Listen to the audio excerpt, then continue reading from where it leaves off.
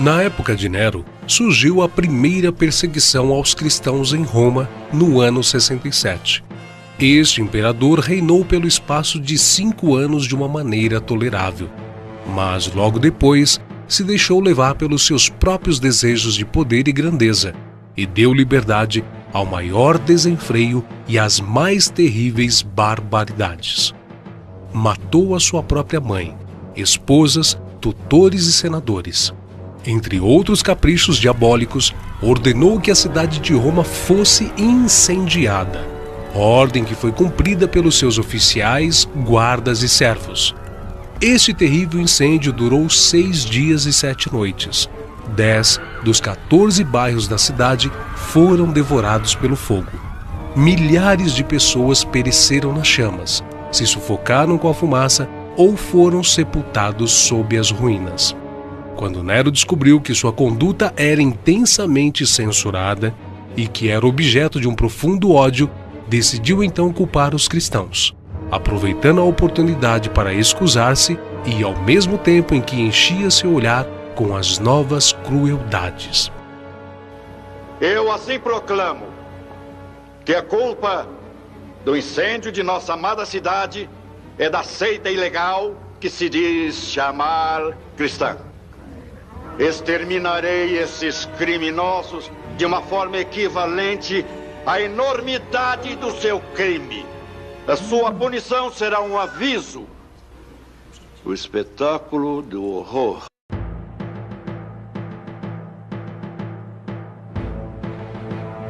O imperador Domiciano levou a sério a ideia da divindade do imperador.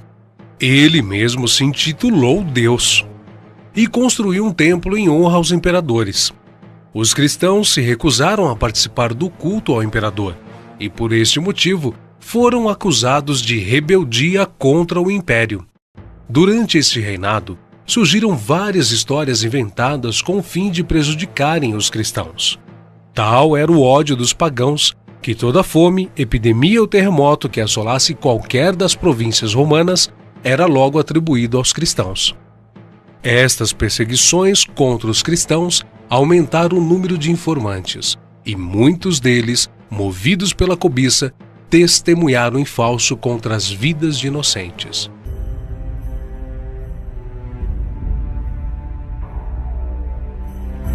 Trajano, apesar de manter a mesma política de seus antecessores, foi contudo mais brando para com os cristãos.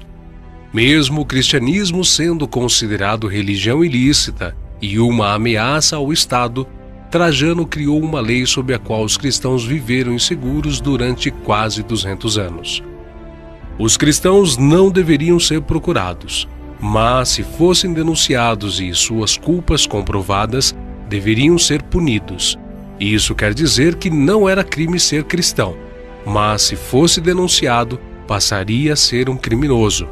As denúncias poderiam surgir por inveja, cobiça de patrimônio, vingança pessoal, traição e, o mais terrível, por ocasião das grandes festas, quando se necessitavam de mais vítimas para os espetáculos nas arenas.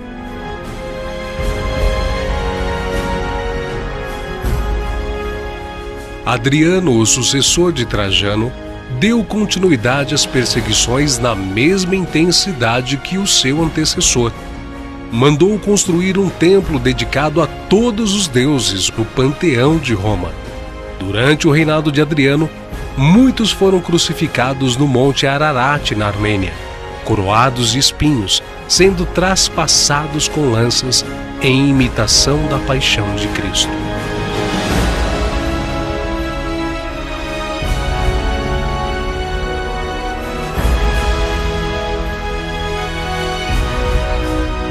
Adriano, ao morrer no ano 138 d.C., foi sucedido por Antonino Pio, que deteve as perseguições contra os cristãos por um tempo.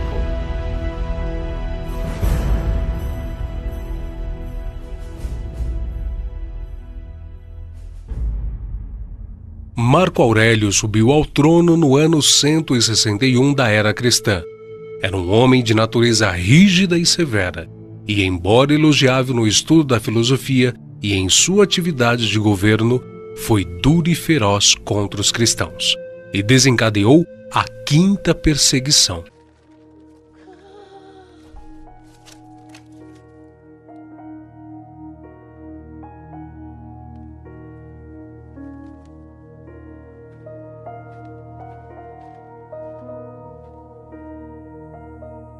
As perseguições produziram uma igreja pura, pois conservava afastados todos aqueles que não eram sinceros em sua confissão de fé. Ninguém se unia à igreja para obter lucros ou popularidade, riquezas e prosperidade, mas somente aqueles que estavam dispostos a serem fiéis até a morte. Se tornavam, então, publicamente seguidores de Jesus Cristo. Onde quer que procurassem refúgio, os seguidores de Cristo eram caçados como animais. Eram forçados a procurar esconderijo nos lugares desolados e solitários. A primitiva igreja em Roma poderia ser chamada com razão de Igreja das Catacumbas. Sob a mais atroz perseguição, esses cristãos se conservaram incontaminados em sua fé, privados de todo conforto, excluídos da luz do sol, tendo lar no seio da terra, obscuro mas amigo, não faziam queixa alguma. Provações e perseguições não eram senão passos que os levavam para mais perto de seu descanso e recompensa. Existem várias catacumbas em Roma. Em sua extensão, os arqueólogos já descobriram mais de 1000 quilômetros de galerias, e ainda existem muitas outras. Estas galerias têm uma altura de 2 metros e uma largura aproximada de 1 metro a 1,5 metros, e contém a cada lado várias fileiras de recessos longos, baixos ou horizontais, um acima de outro, ao modo de beliches de barco. Nesses espaços eram colocados os cadáveres e eram bem fechados com uma simples lápide de mármore, ou com várias lajes de terra cozida. Em vários desses sepulcros há gravados nomes e símbolos. Os mais frequentes símbolos cristãos nas paredes das catacumbas são o pastor com o cordeiro em seus ombros, âncoras, coroas, videiras e o peixe. Também nas regiões da Capadócia, na Turquia, os cristãos se refugiavam em cavernas cavadas nas rochas vulcânicas. Ali viviam milhares deles escondidos dos soldados romanos em cidades subterrâneas. Nas cidades haviam cisternas para armazenagem de azeite de oliva, armazéns de alimentos, cozinhas com sistema de exaustão para dispersar a fumaça, de forma que não fosse notada na superfície, poços de água, templos de culto e até 52 tubos, formando um incrível sistema de ventilação para que o ar entrasse e percorresse todos os níveis até os mais inferiores. Lá dentro eles nunca sabiam quando era noite ou dia, e as entradas eram protegidas com pesadas portas redondas de pedra. Durante muitos anos, os cristãos usaram estes túneis e suportaram enormes sofrimentos para preservarem a sua fé.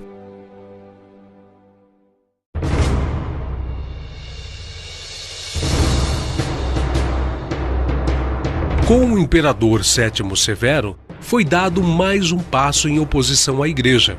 O avanço do cristianismo alarmava os pagãos e reavivaram a mofada calúnia de imputar aos cristãos as desgraças acidentais que sobrevinham. Os cristãos do norte da África foram os que mais sofreram com a crueldade das perseguições sob seu governo. Depois disso, as perseguições cessaram. Veio um intervalo de paz, com a expansão da igreja e milhares de novos adeptos para a fé.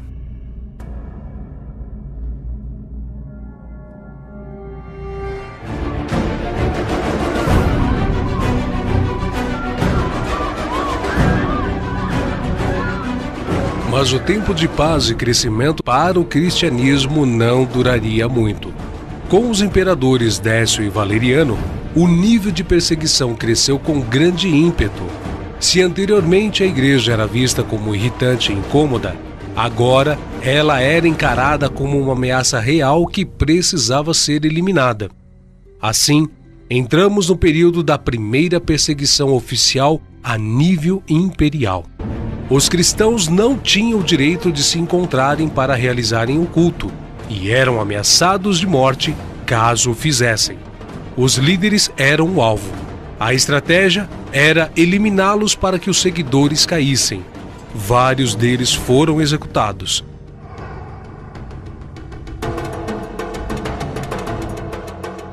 Outros foram encarcerados e torturados, a exemplo de Dionísio e Orígenes de Alexandria. Houve um número incontável de cristãos martirizados durante essas duas perseguições. Haviam poucos lugares onde a perseguição não estava na moda. A África e Alexandria, em especial, poderiam ser chamadas de Escola dos Mártires. Os cristãos tinham que se apresentar ao imperador para comunicar-lhe a religião. Quem renunciava e sacrificava aos deuses recebia então um certificado. Quem não renunciava era considerado criminoso e conduzido às prisões e sujeito às mais horrorosas torturas. Neste período, muitos cristãos tiveram que fugir de casa e procurar refúgio em outros países, em lugares ermos, em praias, em grutas, nas montanhas ou em cavernas, padecendo grande necessidade depois de deixarem famílias, pais, mães, cônjuges, filhos e amigos, além do conforto, honra, prosperidade, paz e bens materiais que até então possuíam. Quando, pois, vos perseguirem nesta cidade, fugi para outra.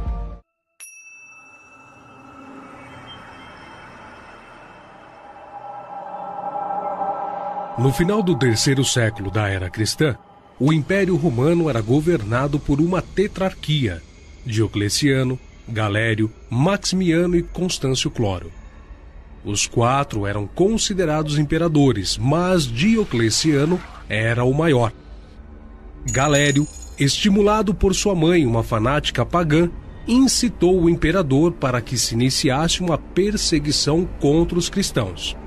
Diocleciano, instigado por Galério, moveu então uma feroz perseguição contra os cristãos.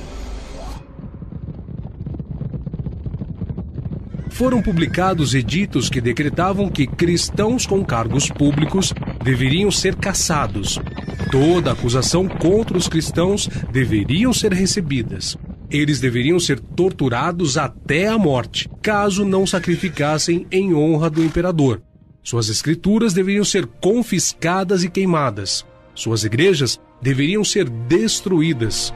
Seus direitos civis de cristãos deveriam ser negados.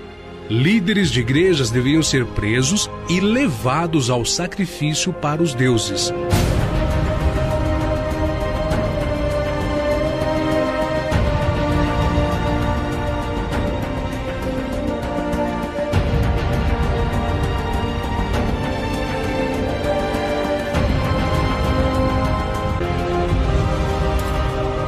Muitas casas foram incendiadas e famílias cristãs inteiras pereceram nas chamas.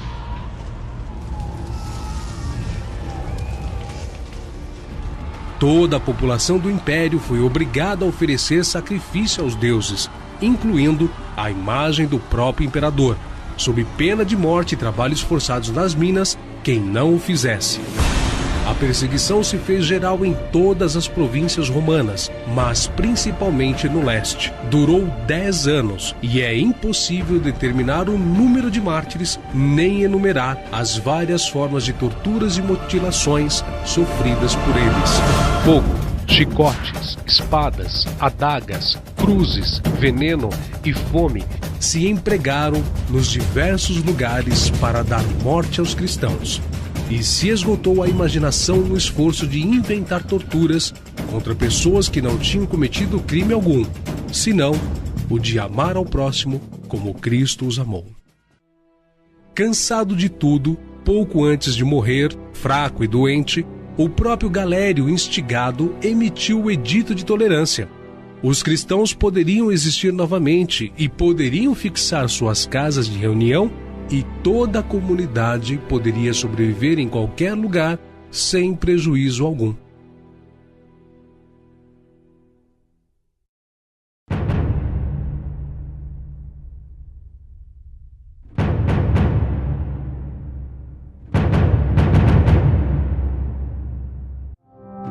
Constantino foi proclamado imperador romano no ano 306 e não tinha nenhum sentimento para com os cristãos.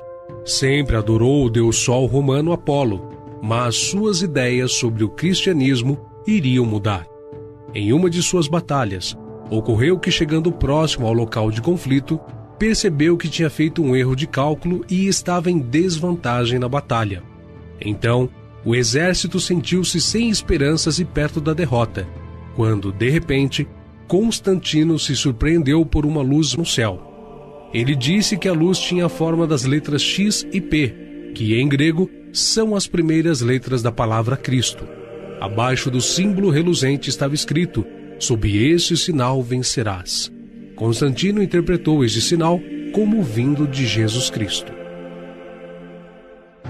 No dia seguinte, Constantino mandou que pintassem um sinal semelhante à cruz nos escudos dos soldados e conseguiu uma vitória esmagadora sobre o inimigo.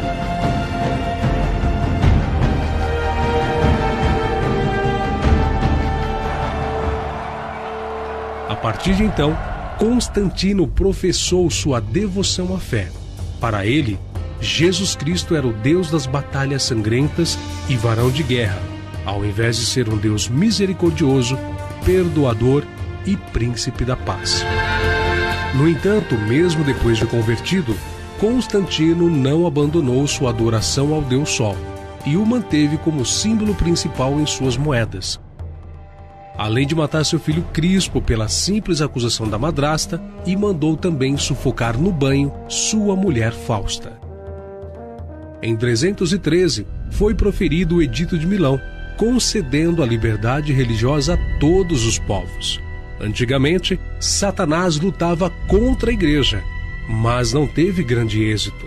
Então, resolveu mudar de estratégia e, ao invés de lutar contra, aliou-se a ela, dando-lhe a religião oficializada do império através do seu vaso, o imperador Constantino. Logo, toda a corte se converteu à nova religião, e aqueles que eram contra os cristãos passaram a serem a favor. O Papa, e não Jesus, passou a ser o Supremo e considerado o infalível. Toda obediência era devida à Igreja Católica Romana.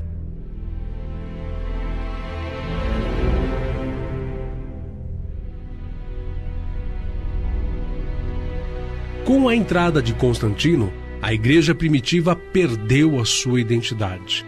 Antes de Constantino, a Igreja crescia e Satanás era derrotado. Depois de Constantino, deu-se ao contrário. A Igreja passou a ter glória, riqueza e poder. Satanás passou então a ser o vencedor. Satanás havia mudado a sua estratégia. Não mais investiu contra a vida dos cristãos, mas investiu na fama, na prosperidade, no luxo e nas honras sociais. A Igreja passou a ter poder político e controle social.